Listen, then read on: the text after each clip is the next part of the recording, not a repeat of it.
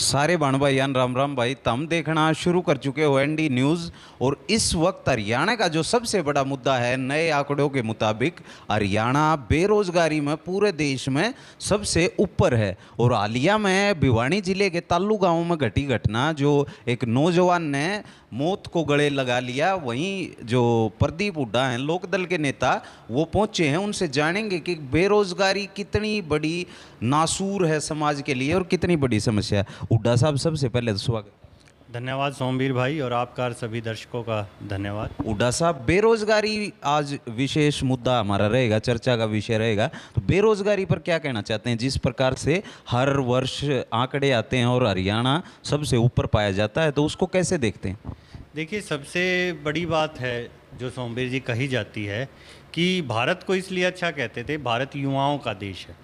मोदी जी शायद यही बोलकर आए थे कि भारत युवा का देश है, चीन अभी वृद्धावस्था में ज़्यादा लोग जा चुके हैं। तो इतना ज़्यादा एसेट्स हैं हमारे पास कि हम वो कर सकते हैं, आगे देश को बढ़ा सकते हैं। देश को आगे चलाने के लिए दुनिया में जो ये कहते हैं कि नंबर वन, वो नंबर वन का नारा कैसे हो सकता है? वो युवा लेके जा सकता है। और सरकार का ये दायित्व होता है कि उसको रोज़गार देना। रोज़गार ज़रूरी नहीं कि एम्प्लॉयमेंट जो भी देनी है, बाहर का होती है तो हम काउंट करते हैं स्किल्ड लेबर और अनस्किल्ड लेबर। आप किस में लेके जाएंगे, कहाँ जाएंगे? और ऐसा नहीं कि आप देश को एक दिशा दो। जैसे अभी आपने तालू की घटना का जिक्र किया, उस लड़के ने पूरी तैयारी की है और वो उसी स्टेडियम में रेस मारते हुए उसने अपने आप को दिखाया था कि मैं अच्छा हूँ। भिवानी ज़िले का मुझे पता चला यहाँ आने के बाद कि भिवानी ज़िले का वो रेस में अपने आप में टॉपर था। तो एक ज़िले का टॉपर होना तो कहीं ना कहीं वो देश का एसेट्स था। उसकी फैमिली को तो नुकसान हुआ है, लेकिन देश को कितना नुकसान हुआ है, भिवानी ज़िले को कितना नुकसान हुआ है, ये सरकारों को सोचना पड़ेगा, क्योंकि हमारे देश का गया है। चाहे ये मैं कहूँगा कि सरकार निर्दयी है, ये बिल्कुल भी भावनात्मक नहीं सोचती है। सरकार को संवेदनापूर्ण होना चाहिए। चाहे किसान आंदोलन में देखिए आप, 750 किसान शहीद हुए। अरे भाई, वो कहीं पाकिस्तान चाइना के थोड़ी थे जो आप बार बार मुद्दे छेड़ते हैं। वो इस देश की अर्थव्यवस्था का हिस्सा थे, कहीं ना कहीं देश की जीडीपी में उनका योगदान था।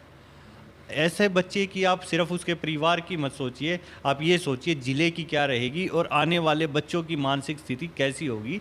ये सोचना एक अत्यंत गंभीर विषय है।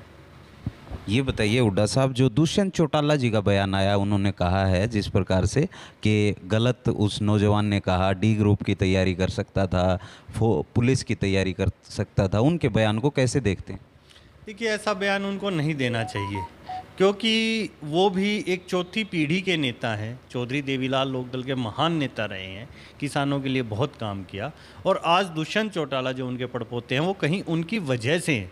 दुष्यंत चौटाला ने अभी कोई अच्छा काम नहीं किया है। चौधरी देवीलाल जी जो लोकदल में करके गए थे, वो अच्छा काम था। तो कहीं ना कहीं वो खा तो उन्हीं पीढ़ियों की रहे हैं और बोल गलत रहे हैं। नहीं तो भाई, दुष्यंत चौटाला भी 6.25 फुटे दोनों भाई हैं। फौज में भर्ती क्यों नहीं हुए? क्यों उन्होंने खुद ग्रुप डी का ऑप्शन नहीं चुना? क्यों उन्होंने राजनीति चुनी?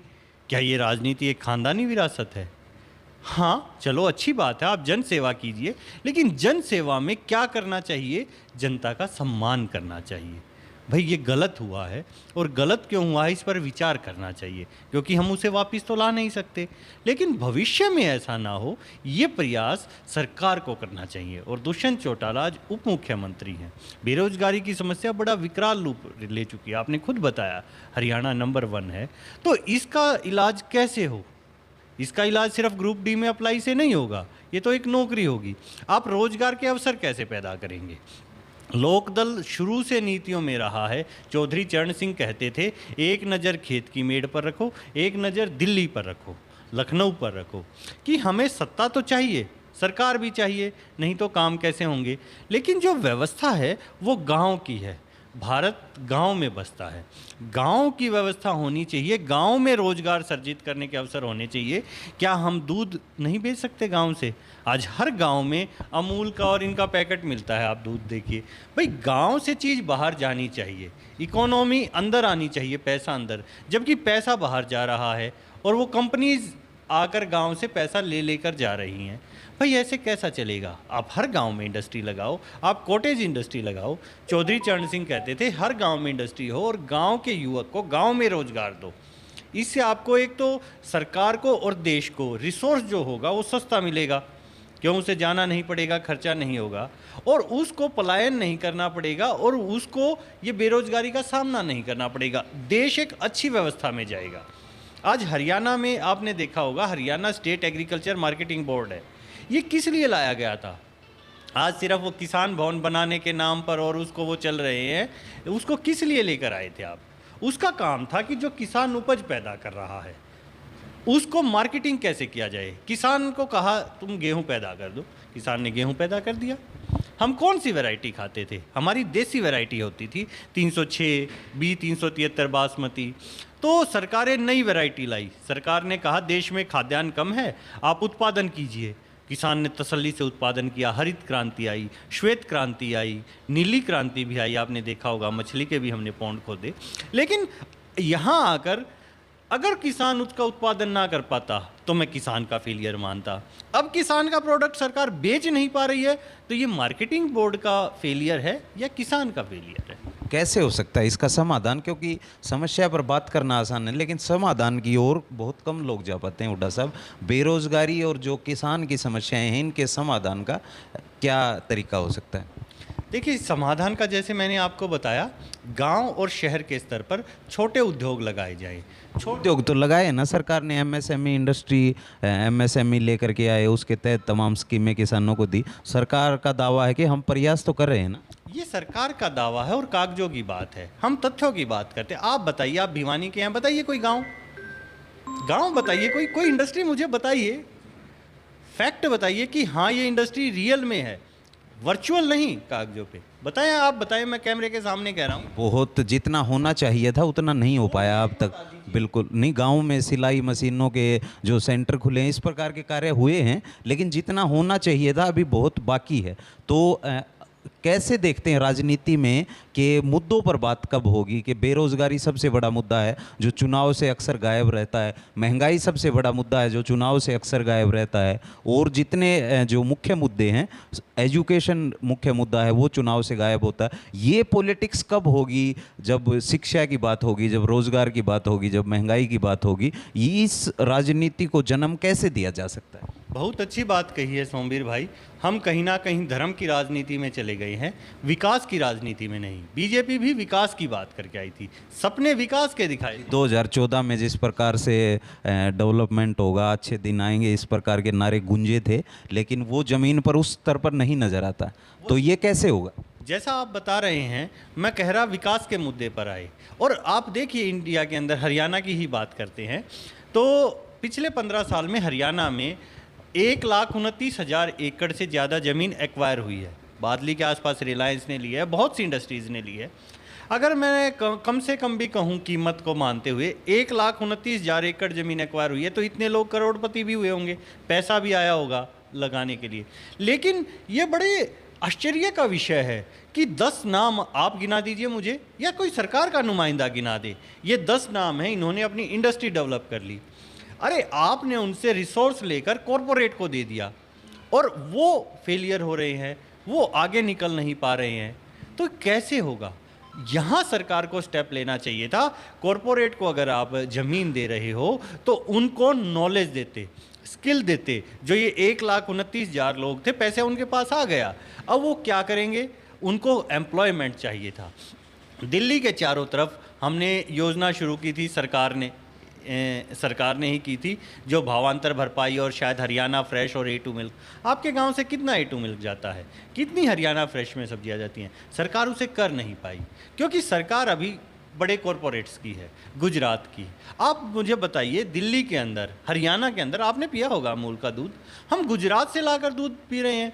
जिस स्टेट को जाना जाता है हरियाणा, जहाँ दूध दही का खाना, तो वहाँ हम बाहर से कर रहे हैं। कहाँ हमारी इकोनॉमी को पहुँचा दिया है? हम बेस्ट बासमती उत्पादन करते हैं, B 373। देखिए, हमारी ही रामधन हुड्डा जी की वैरायटी है, 306 गेहूं की हम अच्छा करते हैं, तो वो गेहूं एक्सपोर्ट और आटा बनाने की इंडस्ट्री क्यों नहीं लग सकती? जब हरित क्रांति, श्वेत क्रांति, इतनी चीज़ें की हैं, गांव में कॉटेज इंडस्ट्री होती है। अभी गोबर गैस और काफ़ी चीज़ों के आपने सुना, क्या किसी गांव में एक इंडस्ट्री डेवलप नहीं हो सकती जो गैस सिलेंडर फिल कर दे? झज्जर डिस्ट्रिक्ट में कर रहा है, कोई अपने प्रयास से कर रहा है। गवर्नमेंट कर क्या रही है? गवर्नमेंट सो रही है। और जब ऐसी घटनाएं होती हैं, उस पर आंसू बहाने के बजाय भाषण देती है, कमेंट करती है और भड़काती है भावनाओं को। चाहे आप हिंदू मुस्लिम कहें या कहीं भी मुद्दा देखिए, जातियों का मुद्दा। तो सरकार को कैसे जगाया जाएगा? हुड्डा साहब, आपने कहा कि सरकार सो रही है, तो जागेगी कैसे सरकार? इसके लिए मैं, जो आप बेरोजगारी मुद्दा आपने कहा, बेरोजगार युवाओं से अपील करता हूं कि आप उसी रोजगार में आइए। आपने बड़ा अच्छा एक क्वेश्चन किया था, दुष्यंत जी ने ये कहा, तो आप दुष्यंत जी से compete कीजिए, आप दुष्यंत जी से सवाल कीजिए, आप वही फार्म भरिए। भाई दुष्यंत जी के एमएलए बन सकते हैं, तो क्या युवा नहीं बन सकता? उसी युवा को मैं कहूँगा कि आप पॉलिटिक्स में आएँ, एक्टिव राजनीति में आएँ, आसपास के गांव को सबको इकट्ठा करें और इस बार एक गांव से एक बेरोजगार युवक को, किसान के बेटे को राजनीति में लाएं। वही कार्य कर सकता है, क्योंकि उसे पता है। और जो इनका रोजगार इनको दे रखा है हमने विधायक सांसद बना के, इनसे इनका रोजगार छीनना पड़ेगा, तब इनको बेरोजगारी का एहसास हो। हुड्डा साहब, ये बताइए, ये सुनने में आपने जो बताया काफ़ी अच्छा लगता है, लेकिन संभव कैसे होगा? ज़मीन पर कैसे उतारा जा सकता है? देखिए, मैं तो अपनी पार्टी, क्योंकि किसी नेता, किसी संगठन की तो आवश्यकता होती है, या ऐसे तो होगा नहीं कि बिना नेता के, बिना संगठन के जो बात आप कह रहे हैं वो संभव हो सकती है। नहीं, संगठन बन जाता है। संगठन, जब कोई मुद्दा आता है, आप मेरे साथ रहे हैं, आपने देखा है किसान आंदोलन, ये कोई संगठित नहीं था, ये एक मुद्दा बन गया, आंदोलन बन गया और लोग संगठित होते चले गए और 1 साल तक वो संगठित रहे और वो जीत कर निकल गए। तो मुश्किल नहीं है। हुड्डा साहब, आपने किसान आंदोलन की बात करी, कहीं ना कहीं तमाम यूनियन थी, संगठन थे, उन्होंने बांध दे रखा उस चीज़ को। ऐसा नहीं कह सकते कि बिना संगठन के वो भी संभव हो पाया, या उगरा साहब का संगठन था, या टिकैत साहब का संगठन था, चडूनी जी का संगठन था, तमाम संगठनों ने अपनी उसमें भूमिका निभाई। तो मैं ये मानता हूँ कि संगठन के बिना तो वो भी संभव नहीं था। तो अब किसी संगठन के बिना कैसे संभव हो सकता है जो बात आप कह रहे हैं? नहीं, बिल्कुल मैं आपकी बात से सहमत हूँ, संगठन थे, लेकिन इतने संगठन क्यों थे और इतने संगठन संगठित हुए? और 750 किसान जो आप देखेंगे शहीद हुए हैं, उनमें से मैं नवरीत का ही नाम ले लेता हूँ, एक आईटीओ पे जो थे, वो ऑस्ट्रेलिया से आए थे, ठीक है, एक किसी संगठन से नहीं थे, एक किसान के पुत्र थे, ठीक है, उसके बावजूद उसने शहादत दी। इन 750 में से जो 50% से ज़्यादा होंगे वो किसी संगठन से नहीं होंगे। गांव से एक महिला दूध डालती थी, जो गाड़ी जाती थी आंदोलन के लिए, उसका भी उतना ही रोल है। ये किसान आंदोलन की बातें हो गई, मुद्दे पर लौटते हैं कि कैसे आप कैसे कर सकते हैं ये संगठन की बात जो कही, गाँव को इकट्ठा करने की बात जो आपने कही। भाई युवाओं को इकट्ठा तो होना पड़ेगा, बेरोजगारी बढ़ रही है, युवा इकट्ठे हों। मैं उनके लिए लोकदल में बैठा हूं। लोकदल वो पार्टी है जिन्होंने हरियाणा के लिए आज तक सिर्फ और सिर्फ अच्छे काम ही करे हैं। और जो आप कह रहे हो कि जो इम्पॉसिबल को पॉसिबल, वो सिर्फ लोकदल ने किया है। सन 87 के अंदर देखेंगे तो सबसे बड़ी सरकार लोकदल की रही है, 85 सीटें आई थी और चौधरी देवीलाल जी ने न्याय युद्ध चलाया था। ऐसे ही न्याय युद्ध की आज एक ज़रूरत है, सभी इकट्ठा हों और सभी जो बेरोजगार गांव इकट्ठा होकर आएंगे। क्यों दिल्ली जाते हो आप टिकट लेने? मैं टिकट देने आपके घर आऊँगा, आप गांव को, अपने हलके को इकट्ठा कीजिए। अरे वोट ही तो देनी है, करना क्या है, लेकिन हमें मजबूत होकर, टूटना नहीं है। आंदोलन का उदाहरण मैं इसलिए दे रहा हूँ, आंदोलन में भी सरकार ने हमें तोड़ने की कोशिश की। जो लाल किले की कहें, 28 जनवरी की कहें, वो क्या थी, लखीमपुर की वो साजिशें थी हमें तोड़ने की, डीमोरलाइज करने की। आज भी बीजेपी क्या कर रही है, डीमोरलाइज कर रही है, किसी तरह इनको डाउन किया जाए, संगठित ना हो जाएं। आप संगठित होइए, आप 90 की 90 सीटें के लिए मैं आपसे वादा करता हूं, आप विधानसभा पहुंचेंगे और लोकदल की वही लहर होगी। 36 साल के बाद हर चीज़ बदलती है, कहावत है यहाँ पर, तो वही 85 सीटों के साथ लोकदल वापसी करेगी। आप आइए और आप अपनी सरकार बनाइए, इन सरकारों को बदलिए। क्योंकि जो युवा सड़क पर, खेत में, ग्राउंड में दौड़ता है, उसे पसीने की और अपनी दौड़ की वैल्यू पता होती है। वहाँ उसने सुसाइड उसी जगह जाके किया जहाँ उसने प्रैक्टिस की है। वो उस दर्द को जानता है। वो भिवानी ज़िले का टॉपर था, वो भिवानी ज़िले के लिए क्या आगे नहीं आ सकता? भिवानी ज़िले से 4 एमएलए हैं, वो भिवानी से अकेला था, 4 एमएलए से आगे था वो। टॉपर था, तो क्यों हम प्रतिभा को नहीं पहचान पा रहे हैं, क्यों वो नहीं आ सकता? जब ये धर्म की राजनीति करके, ये प्रोपगेंडा फैला के चाय वाला और वो आ सकता है, तो एक रेसर एथलीट, एक बेरोजगार क्यों नहीं आ सकता? आना चाहिए और आना पड़ेगा। आज समय की मजबूरी है, समय की डिमांड है। तो भाई प्रदीप हुड्डा थे, जिनको आपने सुना जिस प्रकार से उन्होंने बताया। तमाम महंगाई के मुद्दों पर चर्चा हुई और आगे भी इस प्रकार के खास मेहमानों से आपको मिलवाते रहेंगे। आप देख रहे थे एनडी न्यूज़। मेरा नाम है सोमवीर, कैमरे के पीछे हैं संजय।